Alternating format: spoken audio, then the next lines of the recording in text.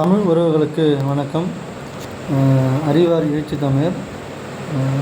குறிப்பாக ராசாவோடைய பேச்சு சமீப காலமாக ரொம்ப கீழ்த்தாழ்ந்து இருக்குது.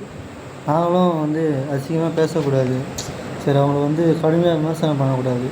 கிட்டத்தட்ட 10 ஆண்டுகளாக சமூக நீதி பேசியிருக்கோம், மக்களோட குறைகளை பேசியிருக்கோம், பாஜக எதிர்த்து ஒன்றா இருந்து குரல் கொடுத்துருக்கோம்.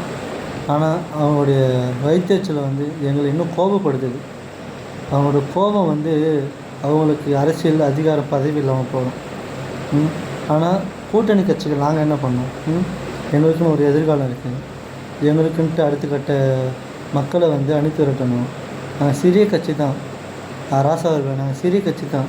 அந்த சிறிய கட்சியோட தயவால் தான் கிட்டத்தட்ட 10 ஆண்டுகள் உங்களோட கனவு, உங்களோட மு.க. ஸ்டாலின் முன்னாள் முதலமைச்சராக்குனீங்க, ஓகேங்களா? அப்போலாம் 30 பேர் உங்களுக்கு கண்ணுக்கு தெரியலையா? தயவுசெய்து உங்களுடைய மாண்பை குறைச்சி பேசாதீங்க. முன்னாள் மத்திய அமைச்சர், இந்நாள் நாடாளுமன்ற உறுப்பினர், நாங்கள் தாழ்ந்து பேசட்டோமா? எங்கள் தலைவர் எங்களை கூட ஒரு அளவுக்கு ஒரு மக்களை ஒரு மனிதனை எப்படி பேசணும்னு சொல்லிட்டு கற்றுக் கொடுத்துருக்காரு. உங்களுக்கு அது கூட தெரியாது. அரசியலில் நீங்கள் என்ன உடனே பேசலாமா?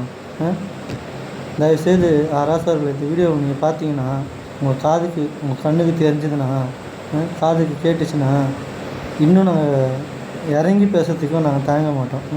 30 பேர் உங்கள் கூட கூட்டணி வைக்கணும், பொதுக்குழு போட்டால் சமூக நீதித்துறை சமூக நீதி சார்ந்த ஒரு முடிவை நாங்கள் எடுக்கணும் அப்படின்னு சொல்லிட்டு ஒரு எங்கள் தலைவர் ஒரு முடிவாக இருக்கார். நீங்கள் எங்களை சீண்டி பார்க்குறீங்க, இன்னும் எங்களை கோபப்படுத்தி பார்க்குறீங்க. தயவுசெய்து இது போன்ற கேவலமான பேச்சுங்க நிறுத்திக்குங்க, ஓகேங்களா? நாங்கள் பேசுனா நீங்கள் தாங்க மாட்டீங்க.